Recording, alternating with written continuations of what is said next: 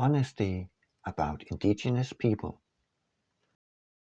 A confession is needed here. It's not that simple.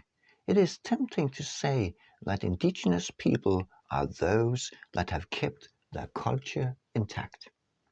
They know how to stay primitive from prime, that is, the first, original, oneness, as opposed to civilized, meaning the people that have been polluted by modern betaism that brings us into an eternal state of confrontation and fighting. If you take a look at modern so-called indigenous people, compared to someone like the above-mentioned Maasai woman from 100 years ago, you will immediately understand what I mean. The young black lady, first frame in this first picture, is listed under the category Maasai in Wikipedia. Look at her eyes. They are modern, meaning she is in beta. Next comes the lady from Santa Fe Indian Market from frame 2. She is said to be of the indigenous people of North America. The indigenousness is long gone. It's not only the glasses. Likewise with the Sami lady from Norway, smiling in frame 3, she is very much infested with modern betaism too. With the Mayan lady in the last frame, we round this gallery off. These women are all civilized and betafied, and thus no more indigenous than most Westerners. They are nothing more or less than what you would expect to meet on the streets of Manhattan, New Mexico, or anywhere else. That said, you will still meet people out there who are in a deep state of mind. Look at the faces in the next picture.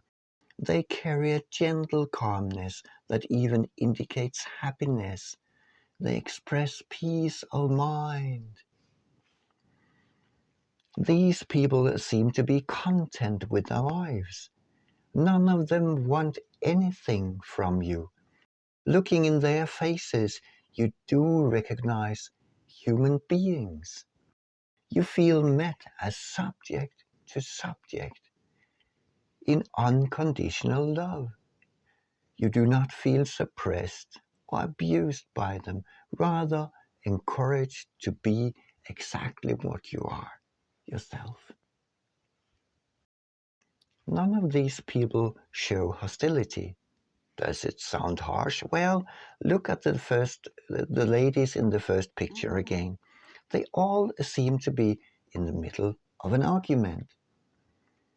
They position themselves and understand themselves as in opposition rather than saying, we are all one. The faces in the second picture are more likely to do exactly that. You may even say that they look childish. Such notion may come from the habitual understanding of the adult life as being entirely in beta, and that the child not only slowly grows into becoming a human.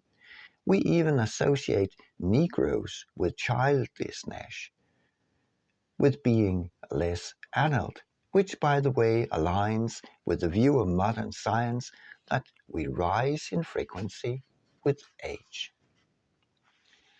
In the last picture is a collection of infants. They are said to be born and dwell in Delta for some time. Maybe we can use them as a calibration tool. Comparing the faces from the second picture, it is obvious that they differ from the beta addicts in the first picture and rather align with the infants. This brings us one step closer to the understanding of indigenousness.